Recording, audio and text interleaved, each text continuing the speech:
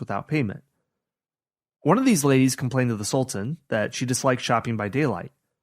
According to one account, Ibrahim mandated that merchants and shopkeepers of the capital keep their businesses open all night and to supply sufficient torchlight for shopping. The cost of other gifts provided to harem concubines further drained the treasury.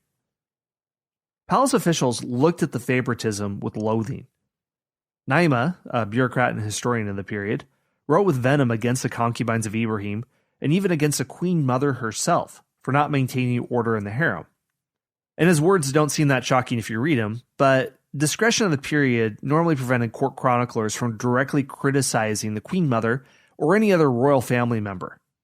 Naima noted the frustration of Ibrahim's grand vizier when, in 1648, the Sultan threatened to stuff his skin with straw if he didn't recover from the holy city of Medina all the precious items sent by earlier Ottoman sultans. Naima records the angry complaint of the vizier. It is at the instigation of a pack of mentally deficient slave girls, daughters of Russian, Polish, Hungarian, and Frankish infidels, that I am subjected to such violent propositions. He's complaining that the women of the harem are manipulating Ibrahim and using him as a puppet. Other traditional Ottoman accounts of Ibrahim depict his concubines as conspiring to oust the competent Grand Vizier, Kemankesh Kara Mustafa, and replace him with a yes man, a sycophantic favorite. The pretense that the court ladies used against Kemankesh Kara Mustafa was a petty disagreement over firewood. One of them asked that he supply 500 carts of firewood for use in the harem. At the same time, Kemankesh Kara Mustafa received word of problems in an Ottoman province that required immediate attention. There could be a rebellion that was breaking out. So he neglected to send the firewood. A few days later, while presiding over the Imperial Council, he received a message from Ibrahim commanding him to dismiss the meeting and appear before the Sultan. The Grand Vizier obeyed and appeared before Ibrahim. "Why have not the 500 loads of wood for the harem been supplied?" he asked. "They shall be sent," replied the vizier. Then he stepped up to softly reproach the sovereign. Kemankesh Kara Mustafa said, "My Padishah," which is a title for the Sultan, one of many, "is it wise or proper for you to call on me to break up the Divan, the Imperial Council, and to confuse and delay the weightiest affairs of the state for the sake of attending to 500 loads of wood, the whole value of which does not amount to 500 silver pieces? Why, when I am before you, do you question me about firewood, but say not a word about the petition of your subjects, the state of the frontier, and of the finances?" He took a step too far. A court official warned the vizier to be more careful in the future and to treat nothing as unimportant to which Ibrahim took an interest, even if it was the matters of the harem that really didn't matter on a day-to-day basis compared to other things. Kemankesh Kara Mustafa replied, "Is it not doing the Sultan good service to tell him the truth? Am I to turn flattered? I'd rather speak freely and die than to live in servile falsehood." Well, he soon got his wish. He was ousted on January 31st, 1644, and executed not long afterwards. Sultanzade Mehmet Pasha became the new Grand Vizier in 1644. He was an experienced statesman, but couldn't counter the palace intrigues and scheming of Jinji Hoja and other charlatans. He didn't want to meet the same fate of the prior Grand Vizier, so Sultanzade Mehmet Pasha flattered Ibrahim at every opportunity and considered no request from the harem to be too trifling. Von Hammer Purgstall writes, he was ready to accommodate every desire of the Sultan, quote, "whose immoderate appetite for sensual pleasures and savage fondness of ordering and of witnessing acts of cruelty now raged without stint or shame," unquote. Ibrahim remembered the rebuke that Kemankesh Kara Mustafa gave to him, and he seemed determined, despite such limits, by living in wild excess. Sultanzade Mehmet even shocked Ibrahim for his shameless flattery, praising everything that the Sultan did as the right action, no matter how absurd it seemed. One day he even asked his Grand Vizier, "How is it that you're always able to approve of my actions, whether good or evil?" He replied, "My Padishah, you are Caliph. You are God's shadow on earth. Every idea which your spirit entertains is a revelation from heaven. Your orders, even when they appear unreasonable, have an innate reasonableness which your slave ever reveres, though he may not always understand." The answer seemed reasonable enough to Ibrahim, and it may have given him the self-righteous assurance that God sanctioned whatever strange idea entered his mind. From that point on, Ibrahim spoke of himself as a divinely inspired agent while getting into obscene levels of vice and consumption. Contempt from former allies rose. Other women of the harem murmured against him. Even Ibrahim's mother Kosem reproached him for his conduct. But Ibrahim responded back with the words of his Grand Vizier about how whatever entered his mind was the right action and inscrutable knowledge from God, even though it didn't make sense at first. This idea of Ibrahim's, that every carnal pleasure of his was the inscrutable wisdom of God whispering in his ear, inspired other pleasure-seeking monarchs. In one case, French historian Pierre Daru argues in his History of the Republic of Venice that Ibrahim directly influenced the delusions of French King Louis XIV. The Sun King heard of Ibrahim's assertions that he had absolute power over his subjects' lives. The Count de Cézy had been a French ambassador in Istanbul and claimed to have seen Ibrahim stab a minister accused of misconduct without bothering to hear a trial. Years later, when the Count returned to Paris, he told Louis the Sultan's peculiar belief that a monarch's desire for wealth was divinely approved. This may have inspired Louis XIV's belief that I am the state, or l'état c'est moi. Hey everyone, Scott here. One more brief word from our sponsors. The most notorious member of Ibrahim's harem was a concubine named Shikar. Ibrahim developed a preference for full-figured women and commissioned his advisors to find for him the largest woman in his realm. The ambassador Dmitry Jantamir tells a story of how Ibrahim gave his heart to the most corpulent female in the empire. Once, Ibrahim viewed the genitals of a large female cow. He had them molded and sent copies across the empire with orders to make inquiries whether a woman made in this manner was available. Such a woman was found in Armenia. She weighed over 300 pounds, which was an enormous size in the 17th century. Ibrahim called her Shekar, or sugar cube. Ibrahim became obsessed with her. She had considerable influence in his ear on political matters, much to the dismay of Kosem Sultan. Shekar began as the treasurer of the imperial harem. She soon became mistress housekeeper and escaped Ibrahim's periodic purges. Shekar was a member of the faction that eventually deposed Grand Vizier Kamankesh Mustafa Pasha.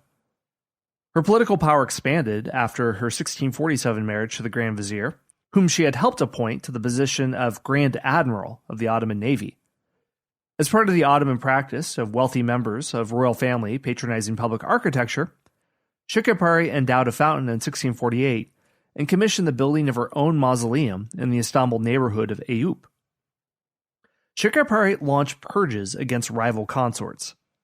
She told Ibrahim about a rumor that an outsider compromised one of his concubines, but she knew nothing more. The Sultan was furious. The chief black eunuch tried to find the concubine's identity. According to one account, Ibrahim then had his entire harem of 280 women thrown into the Bosphorus, tied up in weighted sacks. The only survivors were Shekar, Turhan Hatice, the mother of Ibrahim's first son Mehmet, and a third concubine who was insufficiently tied up. Shekar's power grab was finally stopped by Kosem, who quickly counterattacked. She marginalized her and then exiled her to Egypt after Ibrahim's death. At the same time, Ibrahim's position as sultan had become far less secure.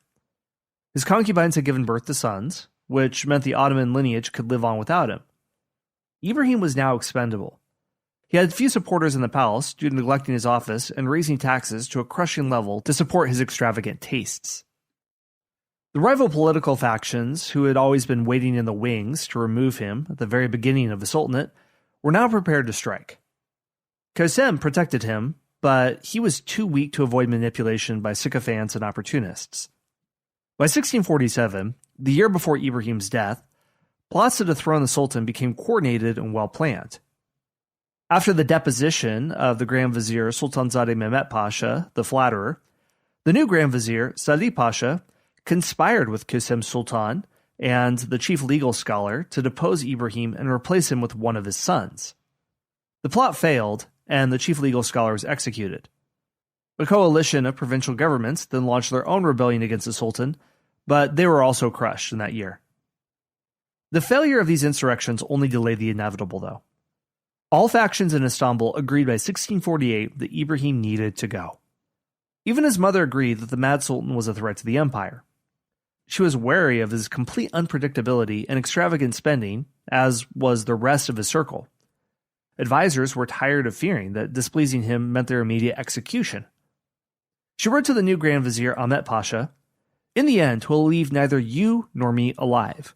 We will lose control of the government. The whole society is in ruins. Have him removed from the throne immediately." It was the military and religious leaders who finally deposed the mentally unstable sultan. His fiercest antagonists were Ottoman cavalry regiments and the Janissaries, the elite infantry. They saw themselves as the guardians of the state and held the sultan personally responsible for the troubles in the empire. They went again to the Shaykhul Islam, the chief legal scholar, to obtain a formal ruling declaring his deposition legal. The Shaykhul Islam then deferred to Qasem Sultan in the matter of her son's deposition.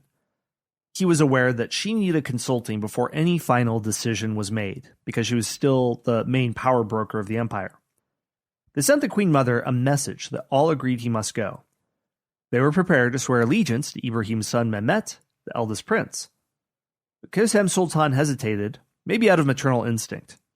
She begged the co-conspirators to consider leaving her son in possession of the throne under the guardianship of the Shaykhul Islam and the Grand Vizier. This was not a good solution to the problem, since partisans could return Ibrahim to the throne. Hanifezadeh, an Ottoman judge, appealed to her not as a mother, but as a stateswoman. He wrote, "O royal lady, we have come hither, fully relying on your grace and on your compassionate solicitude for the servants of God. You are not only the mother of the Sultan, you are the mother also of all true believers. Put an end to this state of trouble, the sooner the better. The enemy has the upper hand in battle. At home, the traffic in places and ranks has no bounds. The Padishah, absorbed in satisfying his passions, removes himself farther and farther from the path of laws. The call to prayers from the minarets of the Mosque of Hagia Sophia is drowned in the noise of fifes and flutes and cymbals from the palace." Basically saying here that there's too much partying going on and not enough holy matters. "No one can speak counsel without danger to the speaker. You have yourself proved it. The markets are plundered. The innocent are put to death. Favorite slaves govern the world." But still, Qasem didn't understand how deposing Ibrahim and giving the throne to his son, a 7-year-old, would solve any problems of Ottoman governance. How could a child rule the empire? Hanifezadeh already had a ready answer. "In the opinion of our wise men of the law, a madman ought not to reign, whatever be his age, but rather let a child that is gifted with reason be upon the throne. If the sovereign be a rational being, though an infant, a wise vizier may restore order to the world. But a grown-up sultan who is without sense ruins all things by murder, by abomination, by corruption, and prodigality." Finally, she agreed to meet with them in the palace.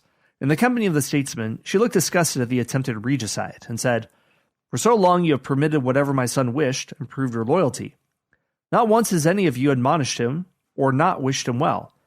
Now you wish to reverse the situation and criticize such an innocent one? This is an evil act." Discussion went on for 2 hours. She despaired at the end and said, "All are united in the opinion that the Sultan must be deposed. It is impossible to do otherwise.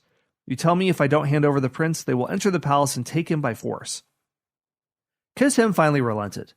She agreed to fetch her grandson Mehmet and have the turban placed on his head. Nobody stood by Ibrahim when the time for his deposition came. The Shaykhul Islam announcement to him that by the order of the religious scholars and the chief dignitaries of the empire, he was to retire the throne. Ibrahim tried out, "Traitor, am I not your Padishah?" "No," replied the Shaykhul Islam. "You are no Padishah, for as much as you have set justice and holiness at naught and have ruined the world. You have squandered your years in folly and debauchery. Treasures of the realms and vanities, and corruption and cruelty have governed the world in your place." Ibrahim was finally deposed and returned to the cage, his childhood home. His cries were heard all over the palace and outside his walls. On August 18, 1648, 10 days after he returned to the cage, the Grand Vizier, the Shaykhul Islam, and 2 executioners came to him. There, they found Ibrahim reading the Quran. He recognized the chief executioner, who had served him well over the years. The Sultan exclaimed, Is there no one among those who have eaten my bread who will take pity on me and protect me? These cruel men have come to kill me. Mercy, mercy. When the executioners grabbed